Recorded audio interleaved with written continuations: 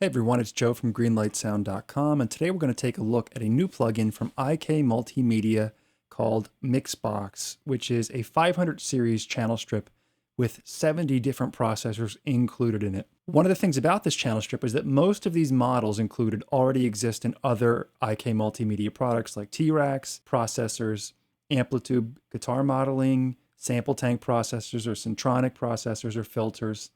And these versions, these 500 series or Lunchbox versions, often have fewer controls. It's the same sound. They're not changing the algorithm or sound, but it's got fewer controls than the full version in order to fit into the 500 series layout. So if I give you just a quick example, if you look at this model 670 right here, that's a Fairchild compressor. And if we now bring up the full Big Brother T-Rex 5 version of the Fairchild compressor, you can see we've got these extra controls like the original Fairchild could do mid-side and stereo. That can't be done in the 500 series version. We've got left and right inputs and thresholds and just a few more adjustments here and there on the full-size versions. And that pretty much goes for everyone included. The 500 series version is a little bit pared down compared to the full version. So the big question then would be, what's new included in here that we don't have another version of from IK Multimedia? And there are a few things. In the reverb section, we've got our hall, inverse, plate, and room reverbs, which are taken from the old CSR reverbs from T-Racks, but these have new updated algorithms included. We've also got in the saturation section a tape cassette emulation, which is new and doesn't exist in any other form. If we click on this button on the bottom left, we get a wet-dry slider for every single processor we have, which is fantastic. This button on the bottom right flips over the processors to get some gain staging in here. We have a fader separate for each processor, a solo button for each processor, and a sidechain button for any dynamics models that would support sidechaining. This button on the upper left expands it out so we can see 8 full processing units supported. Bring it back for collapsible and only showing 4. And there's a full standalone version as well that can be used in a live context. So all in all, you've got 9 guitar amp emulations, 3 channel strips, 3 delays, 5 distortion plugins, 7 dynamics processors, 4 EQs, 10 filters, 17 modulators, 9 reverbs, and 3 saturation units, which is a good value when you consider what you're paying for this thing. At full price, at $200, you're talking about $2.85 per plugin. At $149, which discounted intro price, it's $2.12 per plugin. And if you own a bunch of other IK Multimedia products, they offer it for $99, which is $1.41 a plugin. The con being you may already own some of these, so the benefit you'd have is the workflow. So I tried out MixBox on a full jazz mix here. It's a small mix. We've got a drum overhead track, actually 2, left and right, sub down to the drum overhead track here, a kick track, a bass DI, and a saxophone part, and that is it. I'd like to start by playing the recording without any of the processing going out at all, just the raw recording.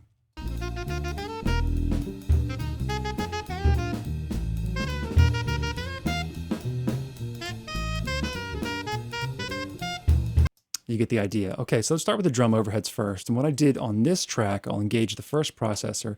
I added the EQ1A, which is the Pultec emulation. Did a little boost at 100 cycles just to make sure we get some of that low end of the kick through the overheads in. A high boost at 12K, not using the attenuation at all. And here's what I got from that. I'll bypass it on and off.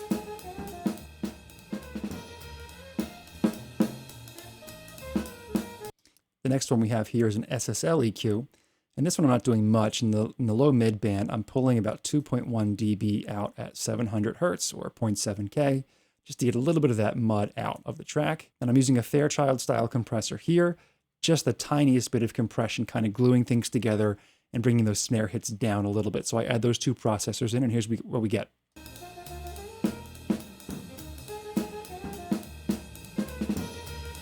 Without. And back in.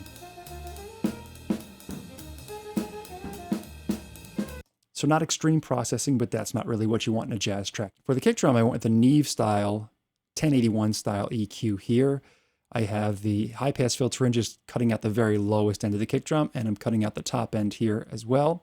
Now, one of the features that I don't like about MixBox is that it doesn't have a lot of filtering, high pass and low pass filtering. It would almost be nicer to have it built in right into the plugin window itself, so you didn't have to go back into a particular plugin to get any filtering done, which is such a common mix task.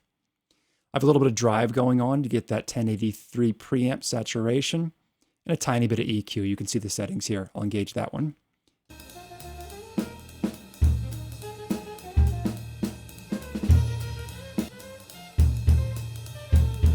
without it. Very subtle. An 1176, a Black 76, and IK's Black 76 is actually a very good 1176 emulation that I use all the time. So this just kind of reins in the transients of that kick drum, but again, very minimal compression for a jazz track.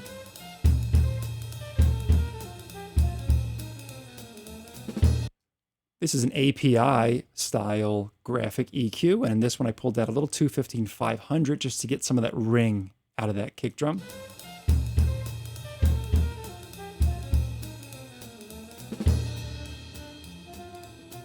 And one of IK Multimedia's best T-Rax plugins is Saturator X. This is a 500 series version of that.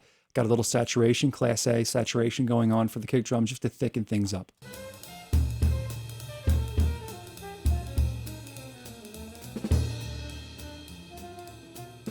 So it's really quick and easy to grab those and get that sound that I wanted. For the bass part, we have the same EQ, that 1081 Neve style EQ to begin with. You can see the settings I'm using right here.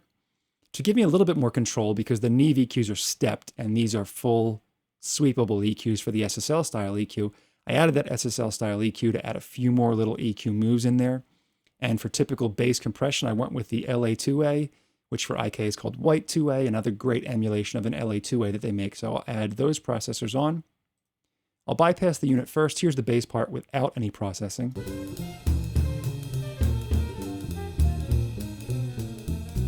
And with 2 EQs and the LA2A.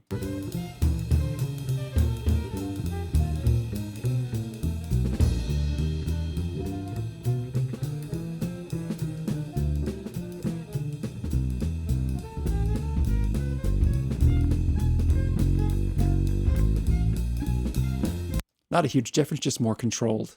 And for the main melody part, the saxophone part here, I wanted a little bit of saturation. Here's the sax part without anything going on. And when I added that saturation, this push-pull style, just kind of thickened things up a bit. It sounded to me almost like you're playing through a vintage mic, which was really nice.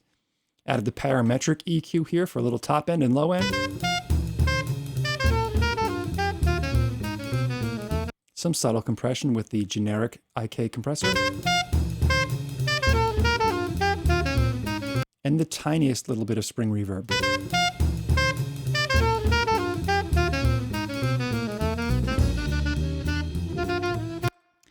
And then what I wanted to do is kind of mimic my MixBox processing that I can do with some other units, some of which I use IK Multimedia, some aren't.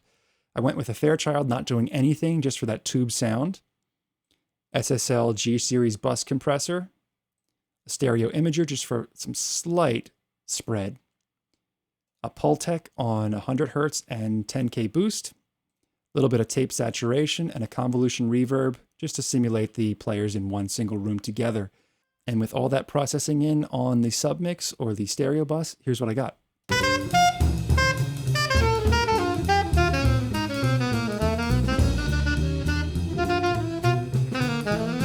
And without this MixBox processing, back in.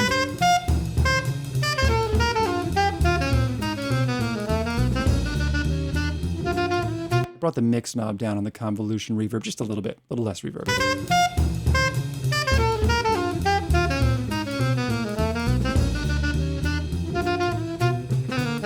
And again, without any of those processors.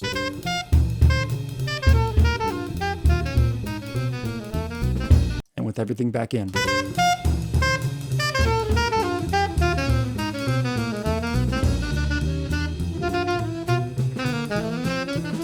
Just to explore some of the far out stuff we have in here too, some of the modulation options are really cool.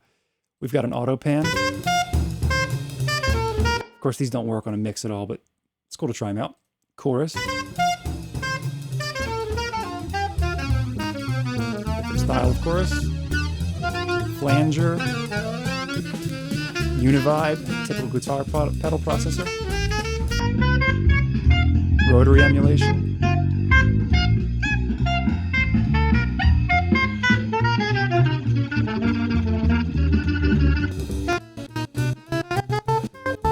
Slicer for adding some rhythm. Phaser based on a pedal. ensemble here, which is pretty cool. So of course they don't sound right on a jazz mix, but it's kind of neat to see how many different processors we do have in here. We have basically every mix tool we might need, and some others we might not need in most mix situations, but they're nice to have. Sometimes it's kind of cool to reamp a vocal through a guitar cab. The channel strips are great. We've got 3 types of delay. We've got distortion and saturation. Dynamics, we've got our typical 1176 and LA2A, plus Fairchild and a few other generic compressors, a bus compressor, classic EQs, a whole bunch of filters taken from synths, all the modulation we would probably ever need, several different types of reverb, both algorithmic and convolution reverb, stereo imaging, saturation, as I mentioned earlier. I mean, there's just so many tools packed inside this one thing. I would think the main competitors to this particular plugin are probably PSP's Infinistrip, which is $199, sometimes $149 for 24 different processors. Slate's Virtual Mix Rack, $149 for 7 processors, but if you're a subscriber, you get a whole bunch more included that you can use inside the VMR. And the McDSP 6050 Ultimate Channel Strip, which is $149 full price, often on sale for $49, and that has around 25 processors in it. So if you think about this one being 70 different processors covering so many bases, most of those other options do not have the modulation, amp sim, saturation, and distortion options that this has. They do cover a lot of the same bases, though, for channel strips, EQs, compression. If you think about all that, it's really a bargain for a 500 series channel strip plugin. So highly recommended. Very cool tool. MixBox from IK Multimedia. If you have any questions or comments, let me know in the comment section down below. Don't forget to subscribe if you haven't done so already so we can keep you in the loop as to what's coming up next. And I'll see you in the next one.